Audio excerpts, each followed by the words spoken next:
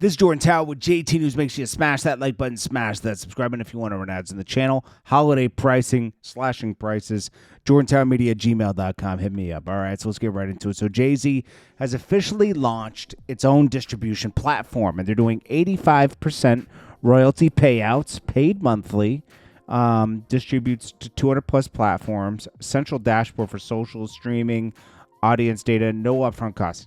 This is like 10 years later, like 10 years too late. Maybe 13 years too late. I'm going to be honest. TuneCore's been around, all these companies, and they pay you out. And they don't take anything. They just said that they used to take a fee. Some don't even take a fee. So Russ challenged this, and Wendy Day co-signed it. She says, check out Russ' Twitter feed. He's saying some helpful stuff about distribution. The only thing I have to add is that when a middleman goes to a distributor, and it does a deal, and it turns around and offers you distribution, you're getting 80-20 of their split. So if they have 80-20 split, it means you're getting 64%. So basically, you're getting even less.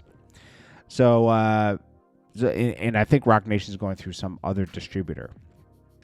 Anyways, Russ says, people saying I'm hating for educating the public on a bad deal. Transparency is praised until transparency threatens your fantasies of a bad deal. A bad deal is a bad deal regardless. Whoever offers it to you, evaluate the terms. Don't just blindly react and put a stamp and forget how to do math. It's true, okay? So Russ's original complaint to this was, he says, an 85-15 split to press upload is madness. Major labels take 15% distro off top, too. So it seems like they just modeled their business off of that. If you're an artist, this makes no sense to sign up for, in my opinion. That's just his opinion, right? Listen, you just gotta do your own research, it's very important to kind of understand this stuff, and if you are a musician, you should be well versed on this kind of stuff. You should be watching a lot of content about people's different experiences on different platforms and the payouts and the negatives and the positives, all that kind of stuff. All right, so here we got Drake. Drake is about to have a mediation with Universal. Drake and UMG have scheduled mediation coming up for defamation appeal. This is where I think that UMG is basically going to say to Drake, hey, this isn't going anywhere. Let's just do business. Let's re-sign you. We'll do it for this amount of money. I would want an ironclad contract where I could get out of it if they play any games. So it's taking place over the phone. Mediation is going to be a platform for Drake and UMG to discuss the legal strength of their respective positions.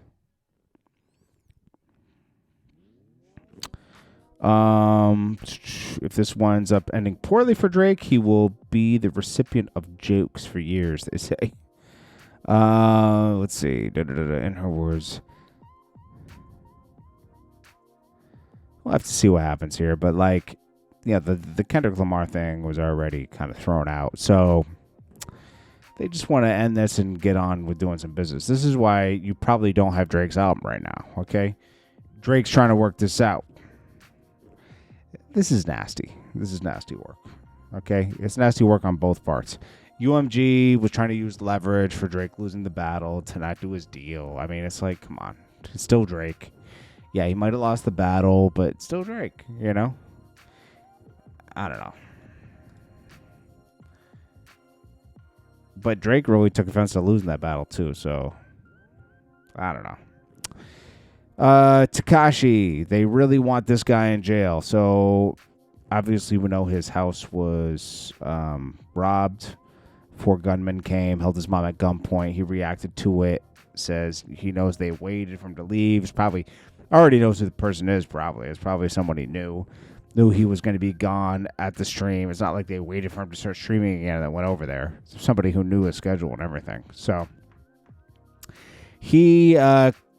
I think this is November 20th. He's his fate will be determined if he's going to go to jail for 6 months or if they're going to let him, like, stay at house arrest. Personally, I think they should just give him house arrest. You know, even though he's a knucklehead, he's not that dangerous, you know? It's like, I don't know. Then we got, plus it would cost more to put him in jail, right? I don't know. Put him on house arrest. Give him a lot of restrictions. Blueface calls cap, says NBA YoungBoy did not touch $70 million on tour. He says, I doubt a lot of these numbers that people put out. They're most of the time they're cap. I'm sure he made a lot of money on tour. He's not hating on it. He's just saying, it's probably half that, you know. It may be. I don't know. You know, they hype a lot of this stuff up. A lot of people are counting on NBA YoungBoy to be the next biggest thing. He's big now. They just want him to be big, like major, like Drake.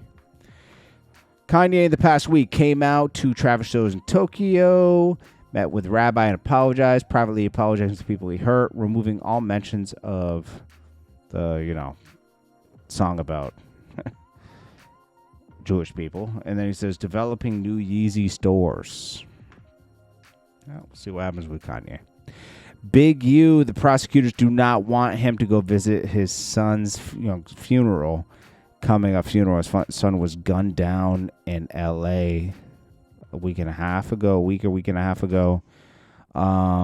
wants to go to his son's funeral, understandably, right? But prosecutors don't want Big U to be released temporarily to attend his son's funeral. They accuse him of having bad conduct, including having inappropriate conversations with his girlfriend and attempting to get in contact with a snitch. I don't know.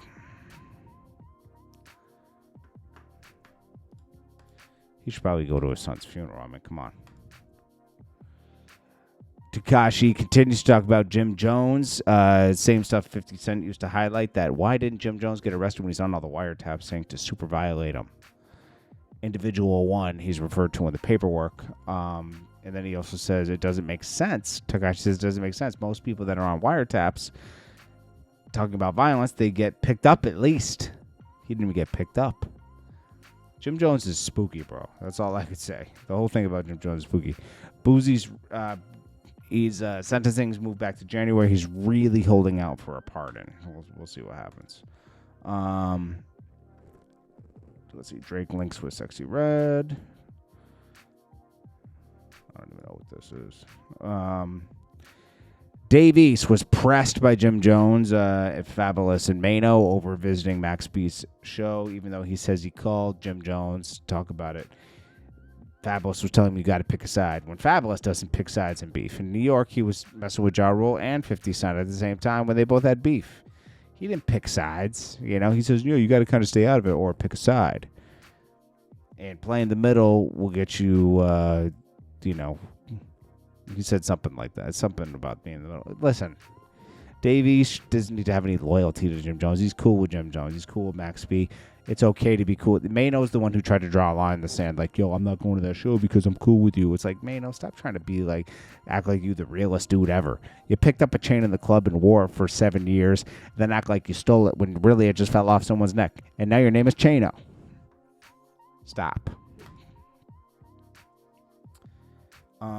Dolph's baby mother, wife, I would say. She says, Dear Dolph, this day never comes easy and always reminds me of the anniversary of my life. Our family's life changed forever. Today, Ari has been without you the same amount of time she had you, which is tough. Her memory is beginning to get fuzzy, starting to fade. That is sad, man. Dolph was a good guy, man. Yo Gotti's brother, bro. Cardi B, Am I the Drama, first album of 2020 to be certified 3 times platinum. This is the biggest. It's not Cardi B's thing. It's the label. They took all her old singles, put them on here, and then it became 3 times platinum. She earned them, but over 4 or 5 years. It's a little crazy. I don't know, but it's not her fault. All she did is put it together an album, a good album. Finesse 2 times says he would not want Stefan Diggs near his girl. The craziest part of this video. Here, I'll snapshot it when it happens. Hold on. So he goes off.